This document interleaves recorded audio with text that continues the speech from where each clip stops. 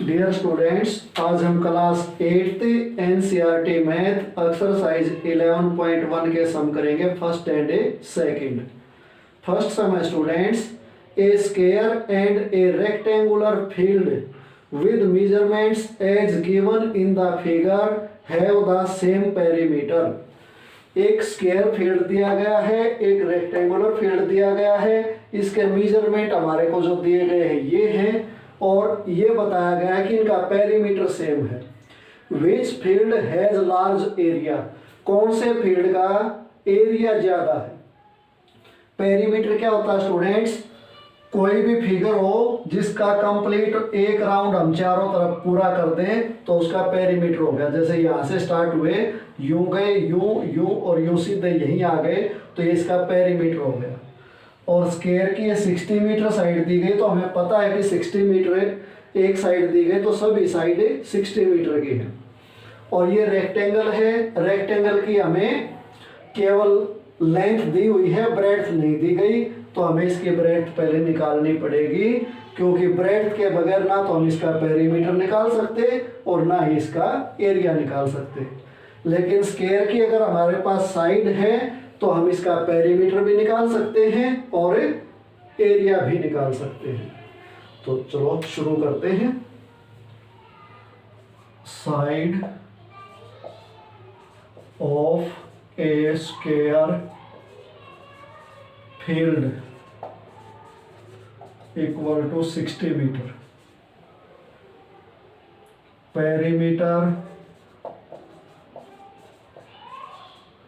Of a square field equal to side multiply 4।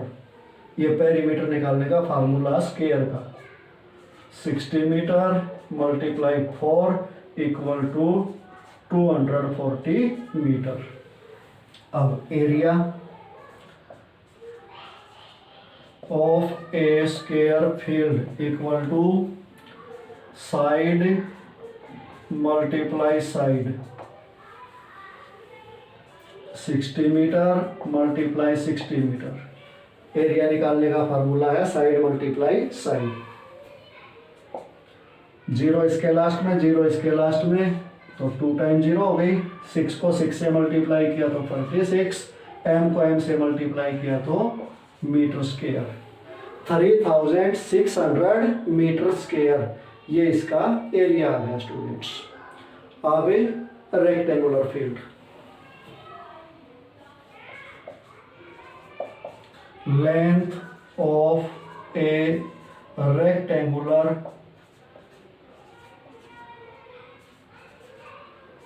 Field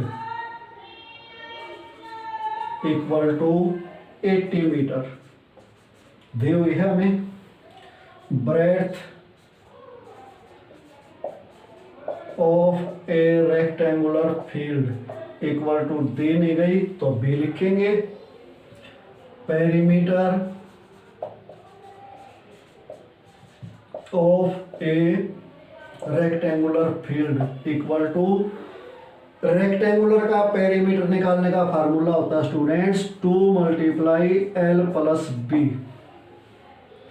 और है कितना इसका पेरीमीटर 240 मीटर, क्योंकि ये हमें स्टेटमेंट में बता दिया गया था कि इनका जो पेरीमीटर है वो सेम है और इसका स्क्वायर का निकाल चुके तो ये दोनों इक्वल हो गए। अब 2 multiply 80 metre plus B. L की वैल्यू हमारे पास है, L means length, B means breadth, तो 80 मीटर और बी की जगह बी इक्वल टू 240 मीटर। 2 को 80 मीटर से मल्टीप्लाई किया तो 160 मीटर, 2 को बी से मल्टीप्लाई किया तो 2b और ये 240। अब 2b equal to 240 metre minus 160 metre. 160 metre को राइट साइड लेके गए तो इसके साथ प्लस कर रहा था तो उधर जाके माइनस करेगा। 240 मीटर में से 160 मीटर माइनस करेंगे तो 80 मीटर बचेगा स्टूडेंट्स। अब इस 2 को भी राइट साइड लेके जाएंगे तो b equal to 80 metre by 2, ये 2b के साथ मल्टीप्लाई करा तो उधर जाके डिवाइड करेगा, 40 मीटर। b की वैल्यू क्या आ गई 40 मीटर, ये हमें यहाँ लिख देंगे। तो ये स्टूडेंट्स अपना आ गया, इसका ब्रेड था कि पेरीमीटर तो पहले था ही। अब हम क्या निकालेंगे, area. Area of a rectangular field equal to L multiply B. Rectangular field का एरिया निकालने का फार्मूला है एल मल्टीप्लाई बी। एल क्या है 80 मीटर और बी क्या है 40 मीटर। इनको मल्टीप्लाई किया, 0 0 लास्ट में तो 2 टाइम 0 होगी, 4 8 जा 32, m को m से किया तो m स्क्वायर। ये हमारा रेक्टेंगुलर फील्ड का आ गया स्टूडेंट्स। अब लास्ट में क्या बताना है, which field has large area, कौन से फील्ड का एरिया ज्यादा है। तो हमने देखा स्क्वायर का ज्यादा है, तो हम लिखेंगे स्क्वायर फील्ड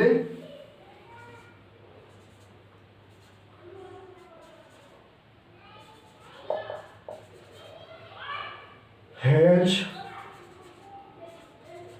लार्ज एरिया। और ये अपना फर्स्ट सम कंप्लीट हो गया स्टूडेंट्स। अब सेकंड सम करते हैं। Second sum students, Mrs Kaushik has a square plot with the measurements as shown in the figure. जैसा कि फिगर में दिखाया गया है, मिसिज कौशिक के पास एक स्क्वायर प्लॉट है। She wants to construct a house in the middle of the plot. वो प्लॉट के बीच में एक घर बनाना चाहती है। A garden is developed around the house. घर के चारों तरफ एक बगीचा बनाया गया है। Find the total cost of developing a garden around the house at the rate of ₹55 per square metre. जो गार्डन बनाया गया है उसको डेवलप करने में 55 रुपीज पर स्क्वायर मीटर खर्चा आया है, कॉस्ट आई है। तो गार्डन को डेवलप करने का टोटल हमने कॉस्ट निकालनी है। तो देखो मेजरमेंट क्या दिए गए हैं, ये साइड 25 है, ये 25 मीटर है, तो ये प्लॉट का साइज हो गया। और बीच में ये हाउस बनाया गया है, हाउस की लेंथ तो 20 मीटर रखी गई है और ब्रेड्थ 15 मीटर रखी गई है। तो इसके लिए हमें क्या करना पड़ेगा, पहले पूरे प्लॉट का एरिया निकाल के और फिर हाउस का एरिया निकाल के, प्लॉट के एरिया में से जब हाउस का एरिया माइनस कर देंगे तो हमारे पास गार्डन का एरिया आ जाएगा स्टूडेंट्स। और फिर हम ये बता पाएंगे कि गार्डन को डेवलप करने में कितना खर्चा आएगा। तो अब सबसे पहले हम क्या लिखें, side of a square plot equal to 25 metre. Area of a square plot equal to side multiply side equal to 25 metre multiply 25 metre. 25 को 25 से मल्टीप्लाई करेंगे तो 625 आएगा और मीटर को मीटर से करेंगे तो स्क्वायर मीटर आएगा। अब length of the house equal to, ये दी हुई है 20 metre.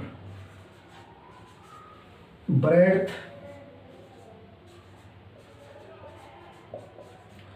Of the house equal to, ये दी हुई है 15 metre. Area of the house equal to L multiply B equal to 20 metre multiply 15 metre. 20 को 15 से मल्टीप्लाई करोगे 300 आएगा और मीटर को मीटर से करोगे तो मीटर स्क्वायर आएगा। ये हमारा प्लॉट का एरिया आ गया स्टूडेंट्स, ये हमारा हाउस का एरिया आ गया। अब हम निकालेंगे गार्डन का area. So area of the garden equal to 625 square metre minus 300 square metre equal to 625 में से 300 माइनस करोगे तो 325 स्क्वायर मीटर बचेगा स्टूडेंट्स। अब हम क्या निकालेंगे, इसको डेवलप करने में जो कॉस्ट आई। अब हम लिखेंगे cost of a developing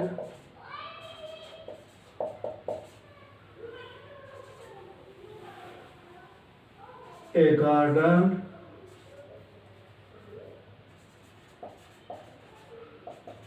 in 1 square meter equal to rupees 55.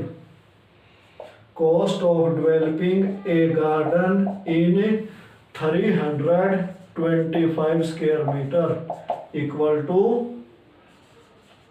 RS 55 multiply 325 square metre, और जो भी कॉस्ट आएगी वो रुपीज में ही आएगी। इनको मल्टीप्लाई करके दिखाना स्टूडेंट्स। यही 325 को 55 से मल्टीप्लाई करो, 5 5 जा 25 बचे 2, 5 2 जा 10, 10 में 2 ऐड किया 12, 5 3 जा 15, 15 में 1 ऐड किया 16। अब करेंगे फिर यही आएगा 5 7 8 7 1 RS 17,875 रुपीज टोटल कॉस्ट आ गए स्टूडेंट्स गार्डन को डेवलप करने की। और ये अपना सेकंड सम कंप्लीट हो गया।